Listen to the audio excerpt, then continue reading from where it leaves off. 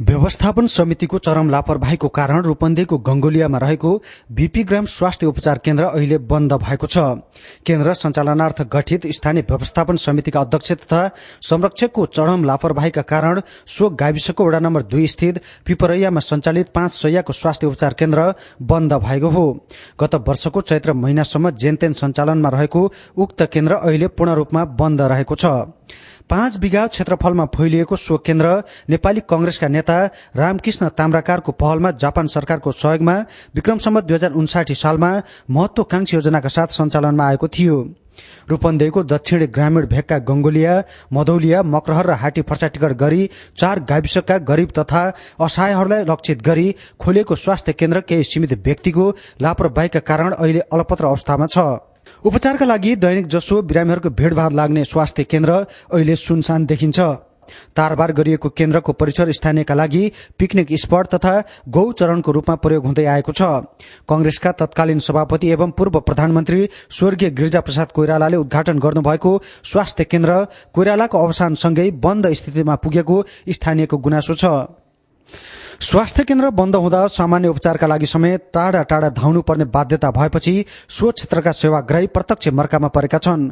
आफूहरूले स्वास्थ्य केन्द्र सञ्चालनका लागि जतिसुकै पहल गरे पनि केन्द्रका संरक्षक ताम्राकार तथा अध्यक्ष नरनारायण बस्यालको व्यवस्थाका कारण बन्द स्थितिमा पुगेको स्वास्थ्य केन्द्र व्यवस्थापन समितिका उपाध्यक्ष नेत्र बहादुर राणाले बताउनुभयो।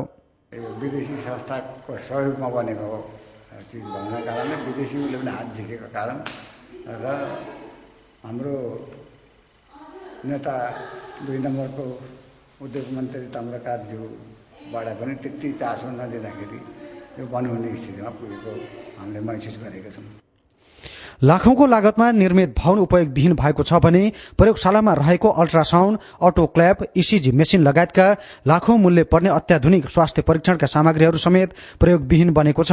प्रयोगशाला, अपरेसन, जनरल वार्ड, दन्त सेवा सहित 5 शय्याको यो उपचार केन्द्र अहिले पूर्णतया बन्द अवस्थामा छ। स्थापना सँगैको केही वर्ष डाक्टर प्रकाश साहुको नेतृत्वमा 4 जना कर्मचारीको समन्वयमा सामान्य शल्यक्रिया सहितको सेवा प्रदान गर्नुका साथै समय समयमा चिकित्सकहरूद्वारा स्वास्थ्य शिविर सञ्चालन गरेको यो उपचार केन्द्र आफै थला परेको स्थितिमा छ। सर्वसाधारणको उपचारका लागि सञ्चालन गरिएको स्वास्थ्य केन्द्र स्वयं बिरामी परेको छ भने केन्द्र आफै उपचारको पर्खाइमा छ। सर्वसुलभ र निशुल्क स्वास्थ्य परीक्षण सेवा पाइरहेका स्थानीयवासीहरू स्वास्थ्य केन्द्र 81 बन्द हुँदा निकै समस्यामा परेको स्थानीय पाथर गुप्ताको गुनासो छ।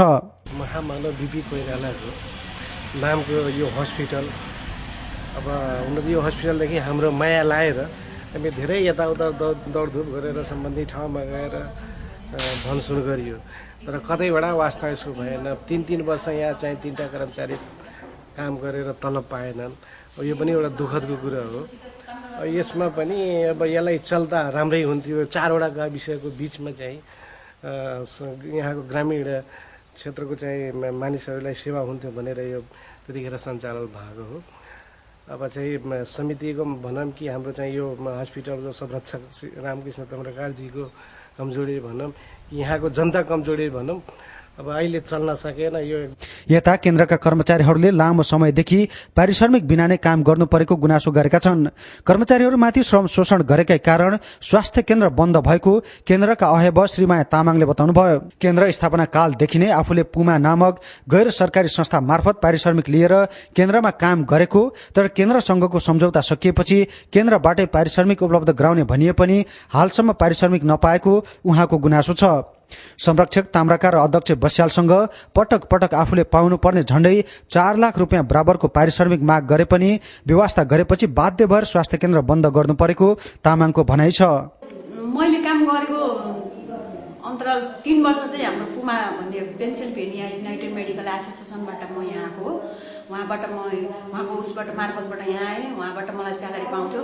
जब उहाँहरूको एग्रिमेन्ट सिद्धिएपछि त्यसपछि यहाँको लोकल म्यानेजमेन्ट मेम्बरले यहाँको जिम्मा लिनु भएपछि उहाँहरूबाट मैले केही सुविधा स्यालेरी नपाउने भएको हुनाले म आफ्नो श्रम नपाएको हुनाले चाहिँ अहिले चाहिँ मैले छोड्न बाध्य भएँ। हाम्रो मेन संरक्षण भनेको रामकृष्ण ताम्राकारजी हुनुहुन्छ र म्यानेजमेन्ट मेम्बरको अध्यक्ष नरनारायण बस्याल सर हुनुहुन्छ। उहाँहरूबाट चाहिँ आश्वासन मात्रै दिनुभयो, तर हामीलाई चाहिँ स्यालेरी चाहिँ दिनु भएन। त्यसै कारणले गर्दा हामी चाहिँ यो बाध्यता भएमा अब बन्द गर्ने स्थिति आयो। समथिङ मेरो 4.5 लाख पुग्यो होला, 3 वर्षको समथिङ हाराहारी। त्यस्तै केन्द्रका कार्यालय सहयोगी दुर्गादेवी गेवालीले पनि विगत 3 वर्षदेखि पारिश्रमिक नपाएको भन्दै आफूमाथि श्रम शोषण भएको बताउनु भएको छ। मैले केही पाएकी छैन, 3 वर्ष भयो, 5,000 को हिसाबमा कति होला मलाई थाहा भएन, त्यो हिसाब गर्नुपर्छ। रगत, खकार, दिशा पिसाब परीक्षण, माइनर हाइड्रोसिल, हर्निया, दन्त उपचार, माइनर अपरेसन लगायतका सेवाहरू दिइने गरेको स्वास्थ्य केन्द्रमा दैनिक जसो सो क्षेत्रका 25 देखि 30 जनासम्म बिरामीहरू आउने गरेको अहेबत तामाङले बताउनुभयो। घर दैलोमा रहेको स्वास्थ्य केन्द्र बन्द हुँदा आफूहरूलाई सामान्य उपचारमा समेत समस्या पर्ने गरेकाले स्वास्थ्य केन्द्र सञ्चालनका लागि स्थानीय स्तरबाट आफूहरूले पहल गर्ने स्थानीय पोषकान्त बस्याले बताउनुभयो। स्वास्थ्य चौकी चाहिँ राम्रो सञ्चालन हुनुपर्छ। यसमा यो बन्द हुनुको कारण चाहिँ हुँदाखेरिमा म यसो बढी दुखित छु, किनभने गाउँले नाताले यहाँको जनताले असुविधा पाएका छन्। हाम्रो लक्ष्य चाहिँ 4 बेड 5 बेडको चाहिँ हाम्रो चाहिँ शैय्या भएको चाहिँ अस्पताल बनेको छ, तर जस्तो किसिमको बनेको छ त्यो सुविधा यहाँको जनतालाई दिन नसक्दा त्यसप्रति म बहुत दुखित छु। यहाँ चाहिँ नेपाल सरकारको स्वामित्व, सरकारले कुनै एउटा स्वास्थ्य चौकी राखिदिएर डाक्टर राखिदिएर एउटा चाहिँ 4-5 शैय्याको चाहिँ हाम्रो हेल्प पोस्ट बनेको हुनाले यसलाई चाहिँ राम्रो डाक्टर लिएर सञ्चालन गरोस् भन्ने चाहिँ मैले आकांक्षा राख्छु। यता स्वास्थ्य केन्द्र व्यवस्थापन समितिका अध्यक्ष नरनारायण बस्यालले भने स्वास्थ्य केन्द्र बन्द हुनुमा आफ्नो कुनै हात नरहेको दावी गर्नु भएको छ। अध्यक्षको हैसियतले आफू माथि गुनासो आउनु स्वाभाविक भए पनि आफूले केन्द्र सञ्चालन गर्ने वातावरण नभएकै कारण गत फागुनमै अध्यक्ष पदबाट राजीनामा दिएको बताउनुभयो। त्यस्तै सो विषयमा प्रतिक्रियाका लागि सो केन्द्रका संरक्षक रामकृष्ण ताम्राकारलाई टेलिफोन सम्पर्क गर्दा उहाँले आफू अहिले व्यस्त रहेको र पछि फुर्सदमा कुरा गर्न सकिने जानकारी दिनुभयो। तत्कालीन योजना अनुसार स्वास्थ्य उपचार केन्द्रसँगै मल, बिउ बिजन केन्द्र, सञ्चार केन्द्र, खानेपानी तथा सरसफाईको व्यवस्था लगायतका विभिन्न सामाजिक उद्देश्य सहित सञ्चालनमा ल्याउने भनिएको केन्द्र अहिले पनि सेवा विहीनमै सीमित भएको छ। गाउँमै सेवा सुविधा सहित लामो समयदेखि सञ्चालनमा रहेको स्वास्थ्य केन्द्र बन्द हुँदा सो क्षेत्रका सर्वसाधारण निराश भएका छन्। पर्याप्त भौतिक संरचना तथा स्वास्थ्य परीक्षण सामग्री सहित सञ्चालनमा आएर पनि बन्द भएको स्वास्थ्य केन्द्र सञ्चालनका लागि समयमै सम्बन्धित निकायको ध्यान पुग्न सके सो क्षेत्रका सर्वसाधारणहरूलाई राहत पुग्ने थियो कि। लुम्बिनी टेलिभिजनका लागि भरत प्रधानको रिपोर्ट।